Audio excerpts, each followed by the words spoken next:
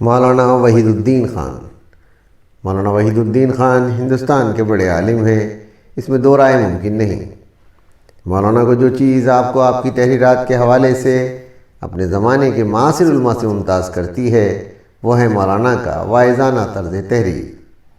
آپ کی تحریرات قرآن و سنت کے ساتھ فطرت کا مطالعہ کراتی ہیں، پڑھنے والے کو سوچنے سمجھنے والا متحرک انسان بنانے کی کوشش کرتی ہیں۔ آئیے ہم مولانا کی ایک مختصر تحریر کو سنتے ہیں اور اپنا بحیثیت مسلمان جائزہ لیتے ہیں۔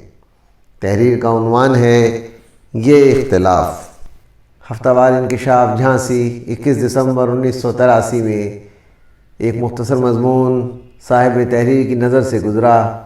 یہ سنیوں کی مسجد ہے، یہ شیعوں کی مسجد ہے، یہ اہل حدیث کی مسجد ہے، یہ بریلویوں کی مسجد ہے، یہ دیوبندیوں کی مسجد ہے، یہ مسجد بساتیان ہے، یہ مسجد منصوریان ہے۔ اس مسجد میں سلام پڑھنا منع ہے، اس مسجد میں تبلیغی جماعت قیام نہیں کر سکتی۔ میں ایک نو مسلم ہوں، قرآن کی تعلیمات سے متاثر ہو کر میں نے اسلام قبول کیا ہے۔ اب کوئی مجھے بتائے کہ میں کس مسجد میں نماز ادا کروں۔ یہ ایک چھوٹی سی تصویر ہے جس سے اندازہ ہوتا ہے کہ موجودہ زمانے میں مسلمانوں کی حالت کیا ہے۔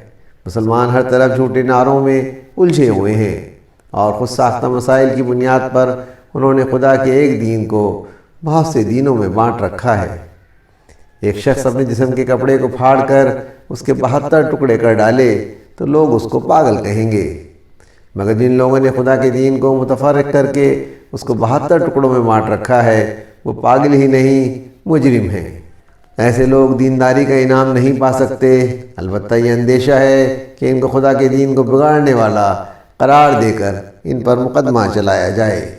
موجودہ زمانے میں مسلمانوں کا جو حال ہے وہ اس آیت کا مصداق ہے جو قرآن میں یہودیوں کے بارے میں آئی تھی۔ انہوں نے دین کو اپنے درمیان ٹکڑے ٹکڑے کر لیا۔ ہر گروہ کے پاس جو ہے وہ اس پر خوش ہے۔ فَتَقَطَّعُوا أَمْرَهُمْ بَيْنَهُمْ زُبُرًا كُلُّ حِزْبٍ بِمَا لَدَيْهِمْ فَرِحُونَ۔ سورہ مومنون آیت 53۔ پھر انہوں نے اپنے دین کو آپس میں ٹکڑے ٹکڑے کر لیا، ہر ایک جماعت اس ٹکڑے پر جو ان کے پاس ہے خوش ہونے والے ہیں۔ تحریر وحید الدین خان، آواز سراج الدین۔